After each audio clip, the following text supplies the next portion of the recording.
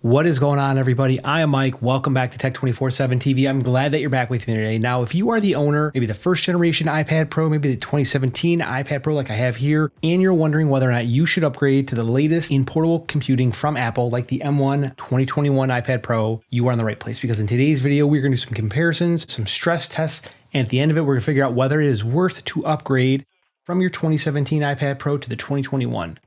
Now let's get started. Now, before we get in the review, if you like iPad, you like iPad content, you want to see more content like this, make sure you subscribe, because I make iPad content all the time. I love my iPad, and I have more fresh content coming your way that you don't want to miss out. Now, let's get into the review. This is the 2017 10.5-inch iPad Pro.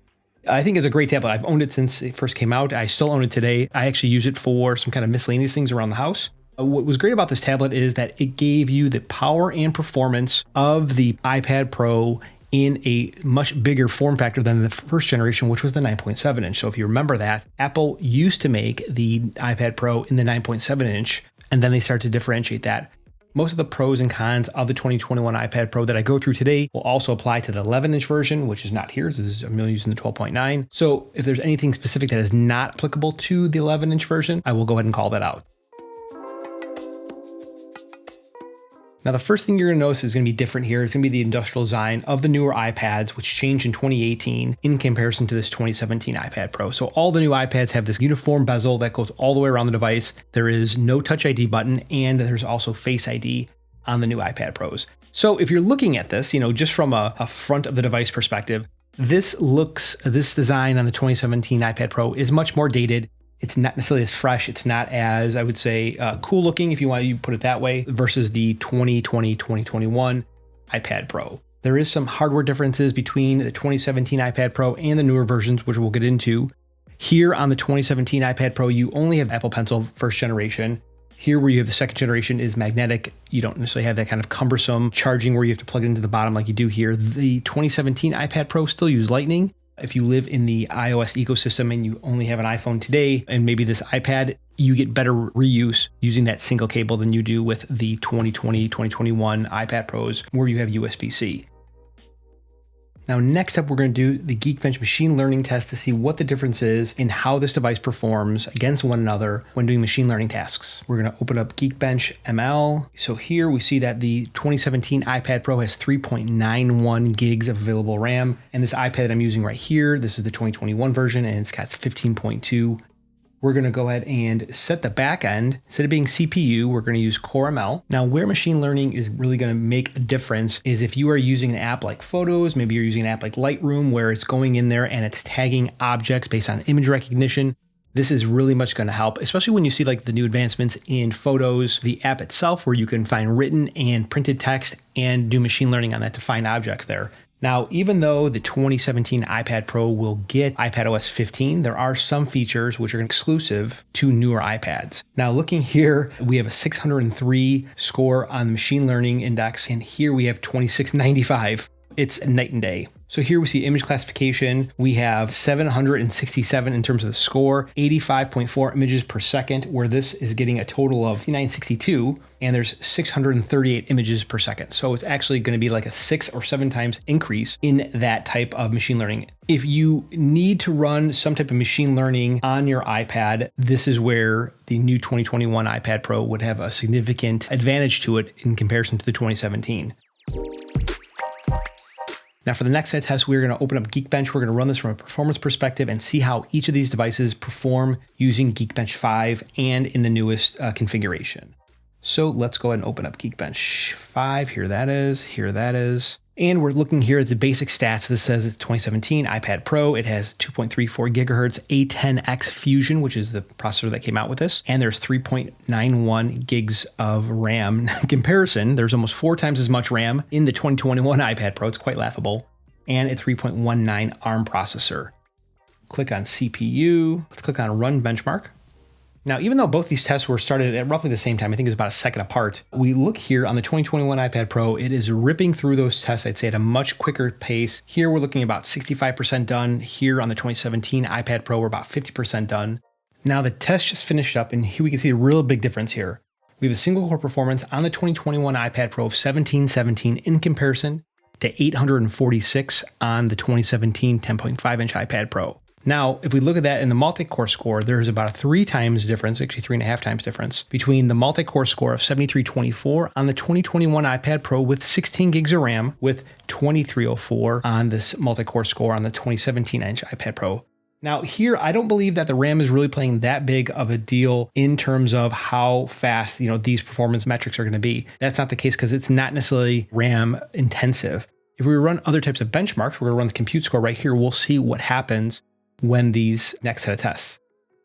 Now, I do want to note that this 2021 iPad Pro is running iPadOS 15 Beta 1, and this is running iPadOS 14.6. I do plan on upgrading this device to iPadOS 15. Let me know if you're interested in that down in the comments below. I could let you know how it's running, things that I noticed in terms of features that are available. I would say that there should not be a tremendous amount of difference in the way that these are handling those tasks based on the version of software. Again, this is not a comparison of this software relative to other iPads. It's a comparison of the iPad Pro 2017 versus the 2021 version.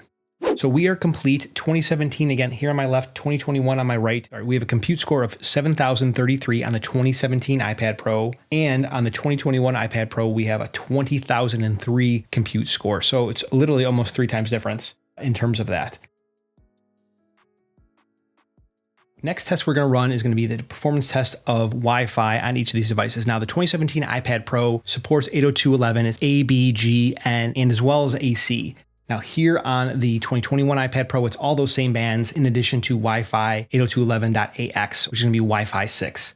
Now what I want to go and do is I want to run the test individually, not concurrently, just to see if there's any type of draw from having too many devices on the network at that point. So here, 2017 iPad Pro that we have here on my left, we're looking at roughly 380 megabits per second downlink, 392 to be exact. On the uplink, we are looking at 350, 360. We'll see that once it completes, 366. Now let's run that same test here on the 2021 iPad Pro. Again, I'm running these tests individually, not concurrently, just in case there's any type of limitation from a bandwidth perspective. That's quite ridiculous. 600, 589 megabits down, and 419 up. That is pretty significant. If you are using an application, some type of service that is very keen on any type of latency, any type of bandwidth constraints, you want to make sure that you're going to go with the device that can give you the most amount of bandwidth, the most amount of throughput. And that's going to be, in this scenario, the 2021 iPad Pro. But you also have to remember that you need to have a wireless network that is configured or that can support those speeds. I have a brand new Eero Pro network here at my house, so that's why I'm able to reproduce this. Without that, I'd be limited to the type of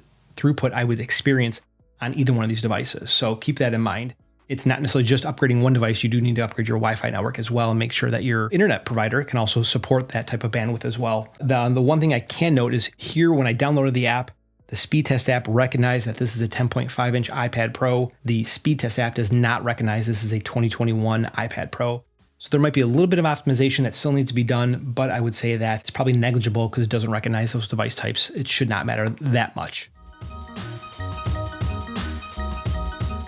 Next, we're going to do some benchmarking using the 3D Mark Wildlife app. This is a app that was replicating performance of a device in terms of GPU. Here, there's a number of different tests that you can perform. I'm going to do the first test, which is the Wildlife Extreme. I'm going to run it in the standard mode, not the unlimited mode. And we are going to go ahead and push start. Now, this is going to help anyone who is playing any type of advanced games, running any type of apps that should be very heavy in terms of GPU performance. Now, if we're looking at the performance right here, it tells you what is the average frame per second, how many frames total do you have at this moment in time, and how many seconds are you in. I think we're not necessarily concerned of how long it takes on the device. So that, it took a few seconds here to go ahead and boot up. But we could see here, look at the frames per second, 8 frames per second, 9 frames per second. Total number of frames and the amount of frames it can process per second is obviously going to give you a much higher fidelity on the newer iPads versus this 2017 model. This is very much stressing the 2017 model where it can't produce that many frames per second for this game because of the intensity of that. Not as smooth. Even though this has a 120 hertz display, clearly the 2017 iPad Pro is not optimized for these type of results. All right, now looking at these results here, overall score on the 2017 iPad Pro, 1,372 compared to the 2021 iPad Pro is 5,029. That's a significant difference if you ask me. We're an average frame per second of 8.2 seconds where you're getting 30.1 frames per second. So there's still a 2-point drop in terms of battery performance.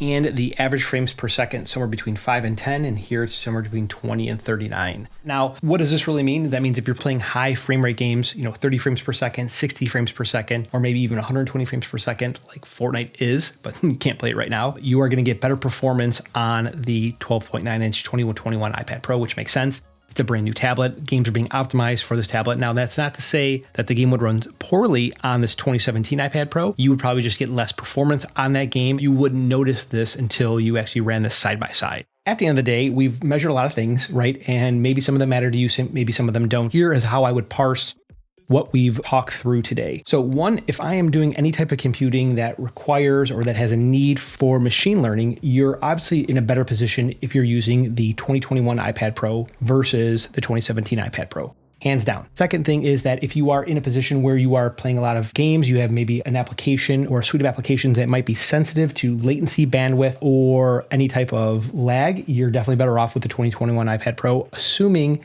that you have the wireless network to support it. 3, if you are mainly using this to consume content, I don't know if I would choose the 2021 12.9-inch iPad Pro over the 11-inch. The picture quality looks great on the 2021 iPad Pro, assuming that you're watching Dolby Vision content.